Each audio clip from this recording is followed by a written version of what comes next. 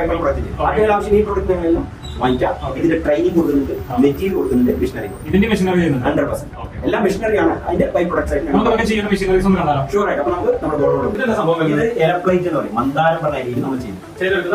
ഇതിനെ സ്പെഷ്യലി തുന്നിയിട്ട് തന്നെ ഇങ്ങനെ സ്റ്റിച്ച് അതിന് അട്ടക്കടലാസിന് നമുക്ക് രണ്ടും ഫിക്സ് ചെയ്തിട്ട് ഒട്ടിച്ച ശേഷം പ്ലേറ്റിന്റെ വിഷയിൽ കൊണ്ടുപോയിട്ട് ഇത് അയച്ചു കഴിഞ്ഞാൽ 8 ഇഞ്ച്, അതായത് 8 ഇഞ്ച് 6 ഇഞ്ച് എന്ന് പറയുന്നത് ഏത് സൈസിലും ഏത് സൈസ്